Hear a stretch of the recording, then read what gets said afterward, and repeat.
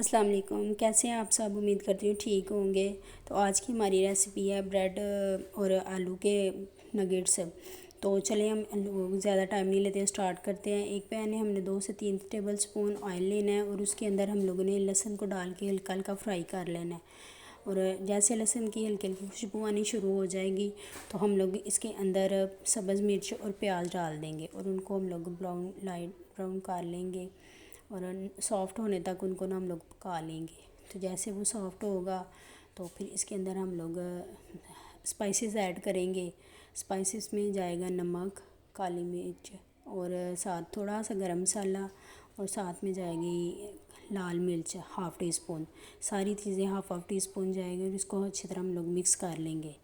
और मिक्स करने के बाद थोड़ी देर इसको हम लोग ना पकाएंगे ताकि जो मसाले हमारे जो है ना वो पक जाएं अच्छी तरह। जैसे मसाले हमारे पक जाएंगे हम लोग इसके अंदर मैश किए हुए आलू डालेंगे। आलू हमने बॉईल करके उनको मोटा मोटा मैश कर लिया था, ज़्यादा हम लोगों ने बारीक नहीं थे किए। जैसे मसाला होगा वो आलू हम लोग इसके अंदर डाल देंगे और उनको अच्छी तरह मिक्स करके तो मसाले को और ये जो हमने मसाला बनाया था और आलू इनको एक जैसा कर लेंगे फिलिंग के लिए। और इनको मिक्स करेंगे। जैसे ही मिक्स हो जाएंगे तो उसको ठंडे ठंडे होने के लिए रेस्ट देने के लिए हमने 10 से 15 मिनट इसको रेस्ट देनी है। हम लोगों ने ब्रेड को स्टीम कर लेना है ताकि ब्रेड के अंदर जब हम लोग इसकी फिलिंग भरें तो आसानी से इस फिलिंग जो है ना वो हम लोग जब फिलिंग भर के इसको कट करें तो आसानी से कट हो जाए। ब्रेड को हम लोगों ने स्टीम कर लेना है 10 से 15 मिनट के लिए। जैसे हम लोगों ने ब्रेड को स्टीम किया, बेलन की मदद से इसको बेल के तो इसकी एक कॉर्नर पे हम लोग फिलिंग रखेंगे। कॉर्नर पे फिलिंग रख के तो इसको बंद करके कटोरी की मदद से कट कर लेंगे। अगर आप मेरे चैनल पे न्यू हैं तो प्लीज़ लाइक सब्सक्राइब करते हुए जाइएगा और कमेंट बताइएगा मुझे आपको मेरी वीडियो कैसी लग रही है, पसंद आ रही है कि नहीं। और इसको हम लोगों ने बंद करके कटोरी की मदद से इसको कट कर लेना है। जैसे हम लोग इसको कटोरी की मदद से कट करेंगे बिल्कुल अच्छी तरह देखिए आपके सामने चाँद चाँद की शेप में आ जाएगा।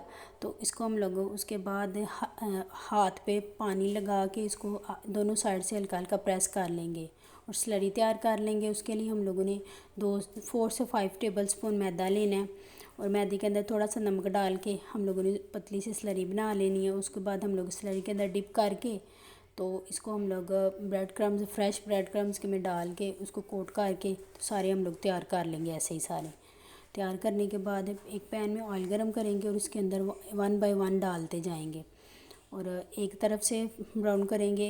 इस टाइम पे हम लोगों ने फ्लेम जो है ना मीडियम रखनी है, ज़्यादा तेज़ नहीं करनी। ज़्यादा तेज़ करेंगे ना ये पहले ही पके हुए हैं और ये ज़्यादा जो है ना डार्क हो जाएंगे। हम लोगों ने दोनों साइड से इनको साइड चेंज करके एक साइड से ब्राउन करके फिर हम लोगों ने दूसरी साइड से भी ऐसे ही ब्राउन कर लेना है। जैसे ये ब्राउन हो जाएंगे तो फिर हम लोग इनको डिश आउट कर लेंगे, निकाल के डिश आउट करेंगे और टमाटो केचप के साथ पेश करेंगे।